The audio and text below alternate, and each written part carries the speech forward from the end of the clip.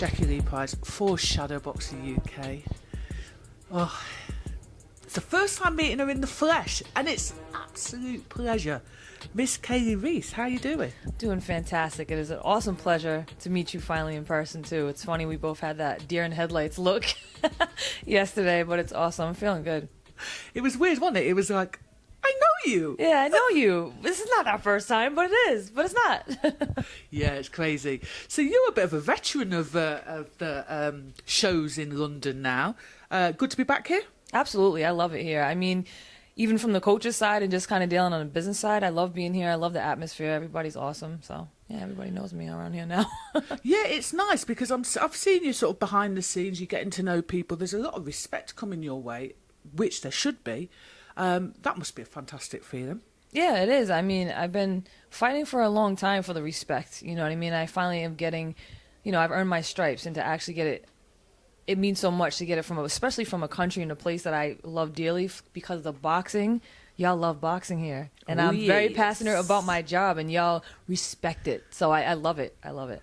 Yeah, no, 100%. Congratulations. The last fight that you were, was it 2 weeks ago? Yes. Yep. 2 weeks ago. Against Diana Prazak, got the win. Defending your WBA super lightweight title, and of course you won the IBO title. So congratulations. How does it feel, firstly, to be a girl with two belts? Unified. I can never say unified. It feels good. It feels really good. I've never been able to defend a title that I had. I had 3 middleweight world titles, but the position I was in with no promoter or manager, it's kind of just going with the wind, and I didn't have a chance to defend them. And it was really important for me to defend my WBA title. And then I never saw the IBO title in real life, so it was nice to win it and actually get that. The fight itself, we expected a tough fight. We expected a tough, really hard fight. I will say she didn't hit as hard as I was expecting. I was like, I know she's tough, I know she hits hard, but she didn't hit as hard as I was expecting. My performance, I'm like giving myself an F-. Wasn't feeling 100%. I had a chest and sinus infection, but no excuses at all. A win's a win. I pulled it off. Maybe not as I want to do it, but a win's a win. You know what I mean? 100%. I was going to say, with my keen eye, I didn't see 100%. I'm going to be honest with you, and I'm not, no shade, but that wasn't 100% Kaylee Reis in that fight, was it? Not at all. Nope, not at all. It was doing what I had to do under the circumstances to pull the win. I mean, obviously I made the fight way closer than I have in the past. I mean, that was probably my worst performance. But being a veteran and actually knowing what I had to do and kind of really keep my cool and calm and be smart when I could and kind of just, do enough to get by because couldn't breathe, to be honest with you.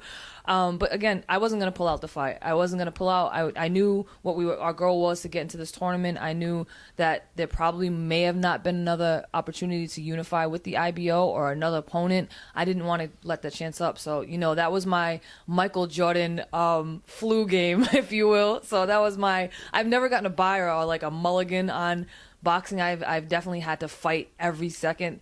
Not that I ever wanted a mulligan, but that was like my one pass. From me personally, it was my one pass where that wasn't me in there. So yeah. I got a lot to prove now. No disrespect to Diana, but no. There was a situation that if you didn't win this fight, you've been around the block, and like the big fights were just in the distance, so you kind of had to get through this, didn't you? I did, and it was the last 2 rounds. I know Brian was telling me, you're letting this slip out of your hands, and I know I didn't tell my team, including Brian, I didn't tell him how bad I really felt because I didn't want to say it out loud and really get in my own head, nor did I want my team to worry, but everybody knew there was something up. But after the fight, I'm like, dude, I couldn't breathe at all, you know what I mean? But again, nothing against my opponent. She was a tough opponent, regardless. Even if I was 100%, I'd have to be, every round, every second of every round, I'd have to be alert and on my A game. So, it's almost a good thing because now going into this tournament, if people are judging me by my last performance, and that old saying, only good is your last fight, good. Judge me by that because, number one, it puts a lot of fire into my ass for training. Like, I have a lot to prove now. People think I'm just going to get walked over in this tournament, and I want to, I want to redeem myself personally, because that wasn't me. I gotten so much better that I had a lot to show, and unfortunately I wasn't able to in that fight. So this is just like another opportunity for me to defend my 2 titles and win another title and just get to these finals in this tournament. Yeah, I was thinking it must give you confidence, right? To go into a fight and you're not 100% and you know you had to dig deep. That must give you so much confidence, Kaylee, going into this tournament that we're going to talk about in a second. It does, because I've faced so much adversity my entire career, and this was probably, I gotta say, this was probably the worst I've ever felt during a fight. And it does give me confidence, because I know I have what it takes to get through. And I'm looking forward to this now. You know what I mean? It just gives me kind of like a revamped look at things. So you've been around the block, like I said, and, you know, you haven't had it easy. But yesterday, Mr. Eddie Hearn announced the super lightweight Road to Undisputed tournament. I mean, I think it's a first for females. It is. I just had like an epiphany yesterday. I'm like, wait a minute. This has never happened with females. You know, we have had the Super 6 with men, but for women, this has never happened. We've had multiple undisputed champions, but not in this fashion. So it's very, very exciting. It's an amazing opportunity. For me, looking from the outside as a boxing fan, I'm like, okay, now we're gonna see some real shit now, because listen, all of you girls can fight, can't you? Just for the viewers, the 4 fighters in this amazing tournament is Chantel Cameron, Kaylee Reis, Jessica Kamara, and Mary McGee. Fantastic talent, absolutely fantastic talent. Yeah, I mean, and it's interesting too, because no matter how you match it up, if it was me fighting Cameron first or me fighting Mary first or anything, styles makes fights, you know what I mean? And Jessica's been in adversity in her fights, and she showed so much composure and the willingness to make it through. I don't know if I personally could have done. She had like a huge hematoma from round 1, and through the entire fight, she remained in the game every second. So it doesn't matter how you slice it. This is a great tournament. Every single one of you has faced adversity in your career, and you mentioned Jessica Kamara, you know, and how she's had to dig deep. So your first fight is against Jessica. It's tough, I'm guessing, because you know each other. You must know little tricks and also about the mind. Mm-hmm. You know, what goes on in each other's mind. How tough is that going to be to switch off friendship mode to we're on, you know, game player mode? It's easy as breathing, honestly. I've been able to switch.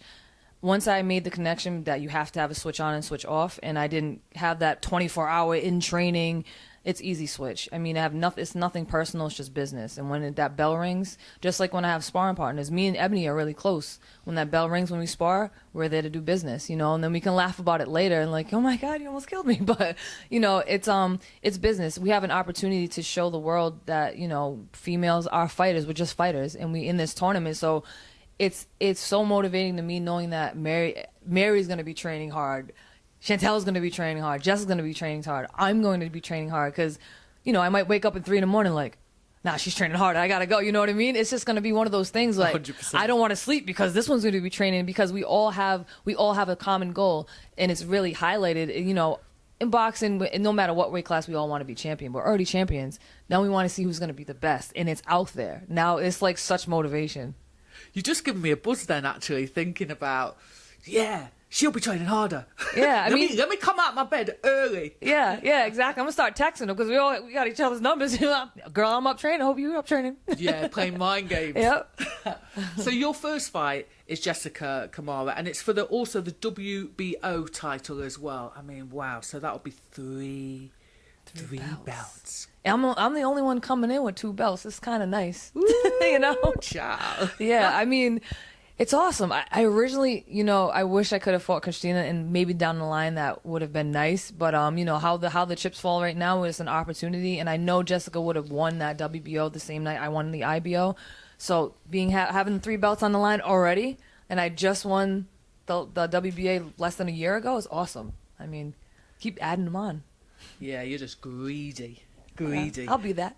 Do you know what though? I do like the fact that I'm going to commend all of you because it's tough with the, it's hard with the sponsorship or lack of. The money's not where you want it to be. So you must have to really love this sport to have stuck around for, is it 14 years for you? 13 years as a pro. Over 20 years as amateur and pro. That's a long ass long time. I can't say long ass. It's a long ass time. So, yes. You will be fighting. Is it in November? In November, Rhode Island. Yes. Woo! The crowd in your home city. Man, I just asked Eddie. I know he had talked about me, whoever I was fighting would be November, December. We didn't know a date, so I just had asked him, kind of round, because I want to actually come out here for the Chantel Cameron Mary McGee fight if I can, if it's not too close. He said, yeah, I know when it's actually going to be in Providence, Rhode Island, November 20th on a Demetrius Andre. I was like, what? I thought he was lying. So, I mean, it's weird, and it's almost like kind of like, aha, I've landed here. I'm going right back home where I started, but a whole different level. There's nobody from Rhode Island except for maybe, the Vinny Paz, Peter Manfredo, Demetrius Andre. There's no female from Rhode Island or New England has done what I've done or could do what I do. And I say that not to be cocky, just because I'm proud, because I have so many people that have doubted me, especially from Rhode Island, and kind of overlooked me, telling me I couldn't sell tickets in my hometown, but I'm coming back home fighting for 3 belts on DAZN and for one of the biggest promoters in the game right now. I think I can be a little cocky. Oh, hello. A little bit. Enjoy, Yeah. Because not only, I was going to say, you've got a massive fan base here now as well, so that's double bubble in a respect. But listen, you deserve it. It's not like you just dropped in here and you've taken a piece of the action. And this is why it's such a beautiful moment. Do you know what I mean? Yeah, absolutely. Like, me and Mary have been in the game. She's been pro for maybe 15 years. Jessica's been pro for 14 years, and I've been pro for 13 years. We're like the veterans of the game, and to stick around and to be in one of the hottest divisions in women's boxing and be highly relevant. I'm not a veteran on my way out. I'm not, I'm just kind of shot. I'm just kind of get my last fights. No, I'm in my prime. You don't normally see that with boxing, and so isn't Mary, so isn't Jessica. And the world's going to see that. And I can't even explain to you how excited I am. And just to be able to fight at home during November, which is Native American Heritage Month. And November 20th is my grandmother's birthday. Oh, wow. And I'll be fighting, I'll get to have the crowd. And it's just, why I fight. And how powerful it is. And just to be home to do that. And my mom was like, that's my mom's birthday. When I told her yesterday. So I was like, wow, this is like amazing. So that's all the motivation I need right now. Yeah, 100%. Bless Brian, though. You know what? It's a double whammy for him because it's fantastic that he's got 3 of his own fighters on. But they've got to fight each other. I mean, how difficult must that be? And then you two are in a relationship. It's like, wow. A lot of juggling, I guess. A lot of juggling. And I asked him, I'm like, what if I ever have to fight? Like, I asked him when I was still fighting at 54-47. Like, I might fight Alicia one day. He's like, I'll probably just tear my hair out because that's going to be really hard. But it's just business. And the fact that all 3 of us can keep it professional and really understand it, it's going to make it for even better. If we all had beef, I think it'd be kind of boring. We've seen this story before, but we haven't seen this one before. There's a lot of respect between the 4 fighters in this road to Undisputed. And I think that, again, is an appreciation of, you know what? We've all had it tough. Mm-hmm. Would I be right in thinking that? Absolutely. I mean, and I respect Chantel, Mary, and Jessica's work ethic and the respect for the game and the passion that we all have for boxing. We all have our own personal reasons, but we all love boxing in our own way, and I can respect that. None of us are abusing it, and even if we weren't where we are now, made it so far as getting paid and recognition and the PR, the marketing part of it, we'd still have the same attitudes. Even if he was getting handed, $500 for something, I guarantee it'd be a little bit more hard to swallow, but we just love boxing, love fighting. I love to get the best out of myself, and so doesn't everybody else. And I just know that we're all going to bring it. So I'm like, just like how I was with the Cecilia Brækhus fight. I want to fight the best, to bring the best out of me. I don't want to, have these club fights. I'm not in it to beat anybody up that's way worse than I am. I don't like fights like that. I don't want to get complacent. I know I can get better and better. Yeah. But you're not just here for yourself. You're here with your fighter, Ebony Bridges, who is fighting tonight on the Lara Warrington 2 undercard. She's doing well. 8th professional fight. I mean, you must be pleased that she's getting on those big cards. Yes, and she's improving every fight. And just, without having to say that, well, people that don't even really know boxing much can see the improvement. That makes me feel good as just a friend, as a co-coach, and just the work that we put in with her. When I train beside her, when we're kind of just training together, it's just amazing to see somebody who doesn't have that much experience yet to be that much of a sponge and really executing and getting on these big cards. And all her hard work that she's did to promote herself is paying off. And she puts just as much work in the gym as she does on social media. Yeah, 100%. How difficult is it, though? Obviously, she's been stuck in the UK. You guys have been over in America. How difficult has it been for you to coach her? And what I mean by that is, she's been with Enzo Macronelli. It's fantastic. But when you have a certain plan for your fighter, how do you navigate that with another coach?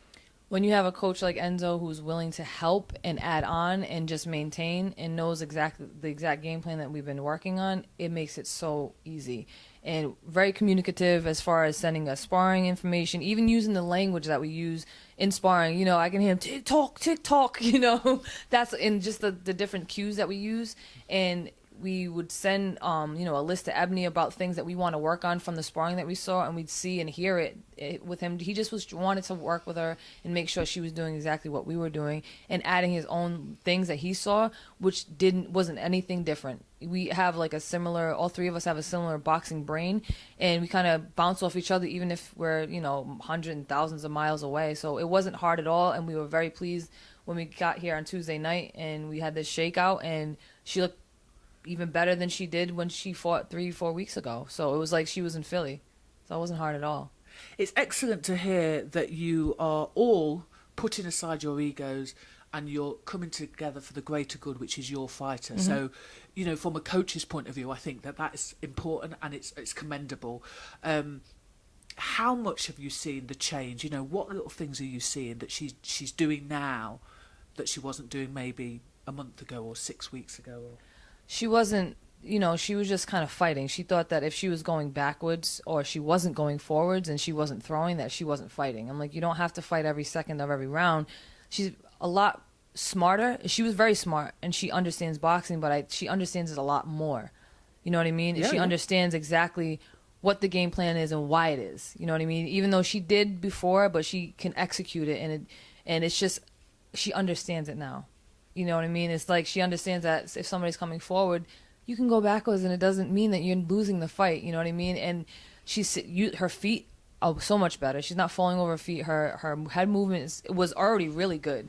She doesn't have any rhythm to dance per se, but she got rhythm in the ring. You know what I'm saying? She can't have it all. Yeah, she can't have it all. But it's kind of funny. But yeah, she's just improving so much, and I'm really happy to see.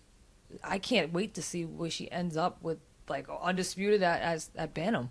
You know what I mean? I can totally see that. I don't not see that, and especially for somebody with so little experience. And I know when she first came on the scene, there was a lot of hard feelings about it, but I'm sure everybody's kind of seeing why she got where she got.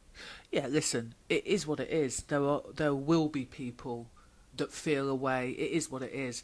But I guess what's good about the situation is she's actually putting in the work. She's not taking it for granted, the opportunity. Not at all. If anything, it makes her work even harder because, like I said before, the more belts you have, the more targets you have on you. Just like her. She doesn't have any belts yet, but the better she looks, she's going to be expected to look better and better, and she has a huge target, you know what I mean? And she's very confident, so that she understands that. She sometimes is her own worst enemy because sometimes you have to save her from herself, like my coaches do with me. It's like, you put in enough work, trust in it. You got to trust it in the work that you put in, and she's starting to understand that. Yeah, you have to also let it percolate, don't you?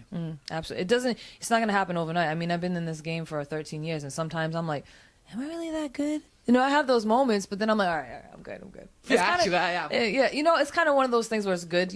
I try to stay humble. You know what I mean? I stay humble, but you don't want to also be too humble for your own good, which is what I heard. But you also want to believe in yourself. You know what I mean? Believe in your skills. Believe in the work you put in. It's a fine line, isn't it? But yeah. It's a fight. You dance back and forth. Sometimes you overcross one of them. You know what I mean? Yeah. So I've got to bring it up because I heard yesterday it went off. Woo! So listen, behind the scenes, there was a little tussle between coaches. There was a little tussle. Can you talk to me about that? I heard it was on. Oh, man. It was slapping a knee slapper, I'll tell you that. You know, this is a prime example for don't talk shit, especially on the internet, when you can't back it up. There's a bunch of keyboard thugs out there, and especially if you're a grown-ass man, don't talk shit to women. And especially if they're fighters, let the women do the talking. You're a coach, be a coach. You're a manager, play the manager role. It's not about you, it's about the fighters. And, you know, this individual had talked shit about me, Mary McGee, Chantel Cameron. I mean, he went down the list, and he talks a bunch of junk on the internet and then blocks people. I don't know what his problem is. I've never done anything to him or his fighter. But he disrespected me. My manager happens to also be my husband. So, and Mary McGee, he's been managing her for a long time. He crossed the line. So he got the shit slapped out of him yesterday. And Brian told him, when I see you in person, I'm gonna slap the shit out you. And that's what happened. And he is a punk bitch. So he said he was gonna call the cops and just don't run your mouth. Brian's a man of his word then, isn't he? He is, unlike, you know, Rick Ramos. That's what happens. I have no beef with Jessica McCaskill. I want to fight her. I would love to unify. Once I unify at 140, I'd love to go back up to 147 to fight her. I think that me and her fighting would actually be dope.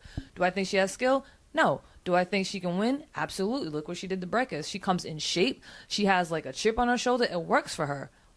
But does she have skill? No. But I think a fight with her would be awesome. Why not? Do I like her as a person? I don't even know her, but I don't like that she doesn't speak up for herself and she lets Rick Ramos talk for her, which, man, whatever personal shit you got, cool. But just know that your man got slapped because he was talking junk. So don't do that again, because you'll get slapped again.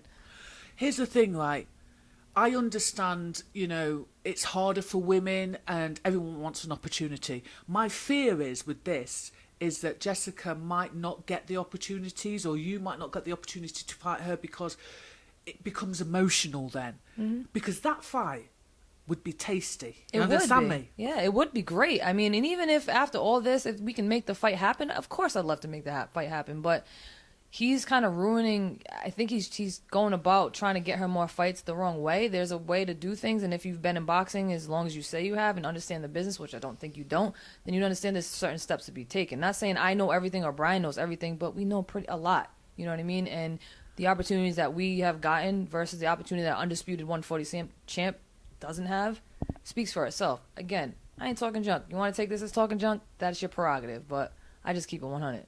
Yeah, I hear you. I don't think you're saying anything offensive in the sense of, listen, Kaylee, this whole thing of we've all got an opinion, either take it or leave it. It is what it is. But you know what?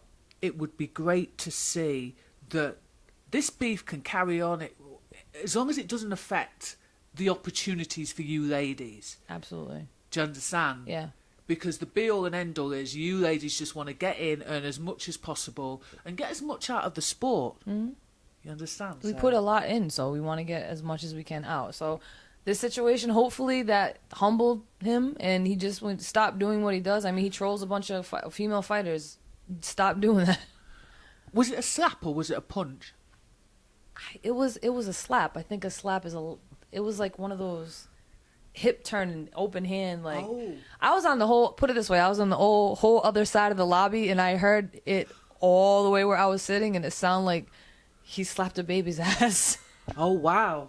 It's been an absolute pleasure once again, firstly to meet you in the flare. I know, hopefully it's not the last time. I'll be back. Yes, you most definitely will be back, and good luck tonight for the whole team. And you know what? I can't wait to see you in this tournament. Thank you very much. Thank you for having me. It's always a pleasure, and even the better pleasure as we're in person. Thank you.